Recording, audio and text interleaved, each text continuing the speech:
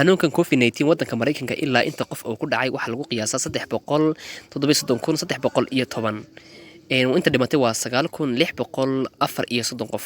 Sidoo kale wadamo kale ayuu ku dhacay sida wadanka Faransiiska. inta qof uu ku dhacay iminka waxa lagu qiyaasaa 122,909. inta dhimatay waa 4,460 qof. xanuunkani caalamka wuxuu ku yeeshay saameyn ballaaran dadkii isku imaanshihii. waxaad arkaysaa dadkii jaamacadaha wada dhigay dadkii isla xidhiidhiyay oo ka wada hadlaya qadka live-ka ama escape-ka ama qadadka kale lagu wada xidhiidho. xanuunkani dhibaato dhaqaale iyo dhibaato bulsho ahaaneedba uu keenay. xanuunkan waxa kaliya lagaga badbaadi karo waxa weeyaan ilaahay inaad mataqaanayay aad barido iyo inaad mataqaanayay aad safe self samaysid iyo safe society inaad naftada badbaadisid iyo inaad bulshada kaleba ka badbaadisid. Allah ayaa wax badbaadiyay. waxaad arkaysaa labadii qof oo isku yimi oo haddii ay surgical mask waayeen afka mara iskaga xidhaya. xanuunkani waa xanuun maaskiisu adag yahay 1 mitir wax ka badan ma socon karo, hawada ma socon karo, dhulka ayuu u dhacayaa. marka sidoo kale waxaa kaa celin kara dad masar xidhata laftigeeda uu kaa celinaya oo maaskiisa ayaa xanuunkan weyn oo maas weyn ayuu leeyahay. haddaba isugeyntii ugu dambeysay inta qof ee ofagtigareeyay caalamka waxaa lagu qiyaasaa 1,278,840 qof ayuu ku dhacay xanuunkani. sidoo kale wadamada waxa ugu sareeya US ayaa ku sareeya Spain, Italy, Germany, France intaas ayaa ugu daran iminka. dhimashada waxa lagu qiyaasaa laftigeeda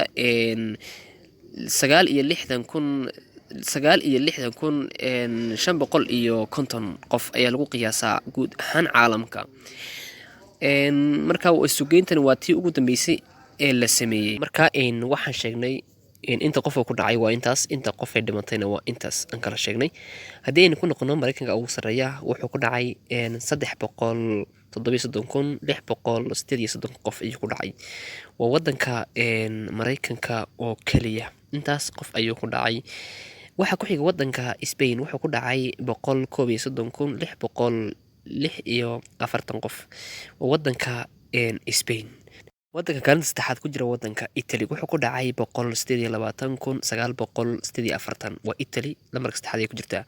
wadanka lambarka afraad galay waa wadanka Jarmalka wuxuu ku dhacay 100,123 qof ayuu ku dhacay. waa wadanka Jarmalka ayaa galay lambarka afraad. Faransiiska wuxuu ku dhacay 91,741 qof.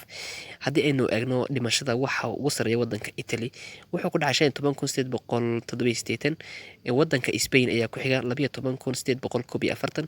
wadanka US 9,647. wadanka Faransiiska wuxuu galay kaalinta afraad xagga dhimashada waxaa dhintay 8,108. wadanka United Kingdom waxaa markaa dhimatay 4,952 qof. marka waa xanuun faafa daran qofkana si xun u effecti garanaya ama u saameynaya.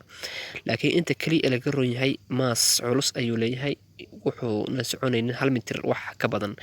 cufnaantiisa iyo maaskiisuba aad ayay u badan yihiin una ka duwan yahay faras kale. haddii aan eegno xagga iyo wadanka Malaysia xanuunkani aad ayuu u halakeeyey. laakiin wadanka Malaysia wuxuu sameeyay cusbitaallo cusub kuwaas oo loogu talagalay dadka uu soo rito in lagula tacaalo. cusbitaaladan cusub taas oo laga furay waqooyiga wadanka Malaysia caasimada Kuala Lumpur ayaa lagu talagalay in lagula tacaalo dadka cusub ee uu soo ridinayo. haddaba maamulaha cusbitaalkan Dr. Noor ayaa la yiraahdaa waxa weeyaan waa maamulaha cusbitaalkan loogu talagalay dadka cusub in lagula tacaalo COVID-19. marka COVID-19 marka maanta ayaa la sameeyay cusbitaalkan lana furay. marka maanta intii dad uu soo riday xanuunkan dadka dalka Malaysia waxa lagu qiyaasaa 3,682. inta dhimatay waxa lagu qiyaasaa 61. marka waa wax iska yar markaad eegto wadamada kale ee faafaha daran aad u halakeeyay waa wadanka Malaysia. haddii aynu eegno iminkana wadanka Mareykanka waxaa la sheegay in laga helay tiger ama mataqaanayay shabeel in laga helay xanuunkan isagoo positive ah. marka xanuunkani laftigiisa intuu xawayaan ka yimaado ayuu dadka gudbaya, dadkii ka tagaya, xanuunkii ku noqonaya, dadkii ku noqonaya. marka xanuunkan fayraska ah waxaa la sheegay in uu shabeelkani ka qaaday dadka laftigooda, waxaana sheegtay CNN TV-ga loo yaqaano iyo TV fara badan iyo website-yo ayaa lagu qoray inuu noqday markaa shabeelkan la tijaabiyey positive markii dambe laga helay COVID-19. waa shabeel markaas waxaa laga helay COVID-19 waxaa la tijaabiyey maanta oo bishu 6 tahay. haddii aynu eegno haddaba Chinaha waa wadanka sida fiican ula tacaalay intii hore, inkastoo uu markii hore qarsaday xanuunkan ama si xun u halakeeyay, haddana imika wax la sheegay inuu sameeyey roobityo kuwaas oo u shaqeynaya si cajiib ah. waxaana sameeyey shirkadda loo yaqaano shirkad ku taalla wadankaasi Chinaha.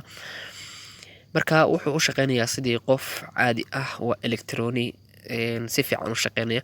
cusbitaaladan la dhisay ee cusub ayuu u shaqeeyaa. marka kan waa doctorka cusbitaalkan u xilsaaran xagga daaweynta dadka cusub ee soo rito.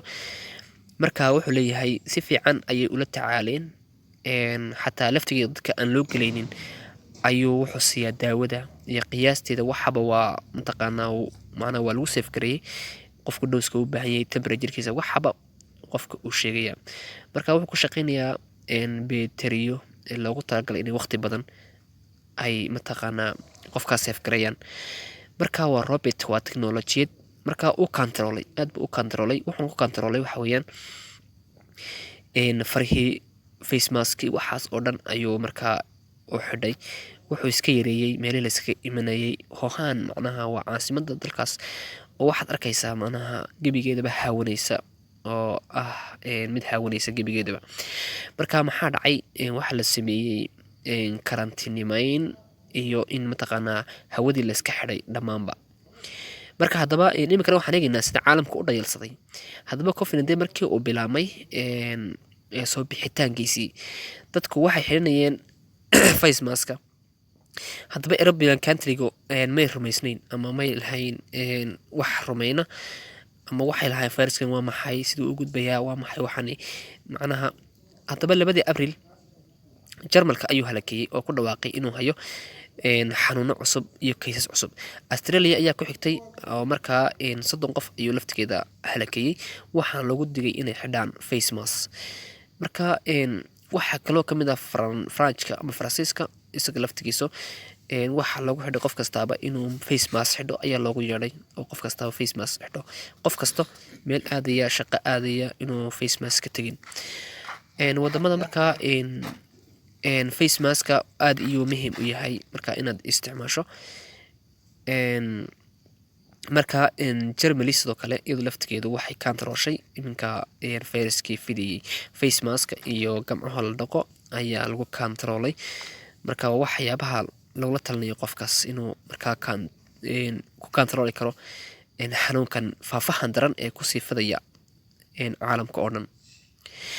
marka iminka waxay ku talisay WHO ama ururka loo yaqaano WHO wuxuu ku taliyey in la is ilaaliyo, lana xidho haddii ay mataqaanaa tahay suurtagal ama aanay jirin xaalad markaa khatar ah in la xidhan karo face maska ama surgical maska in la xidhan karo haddii ay tahay suurtagal. marka saas ayay ku taliyeen WHO ururka caafimaadka adduunka.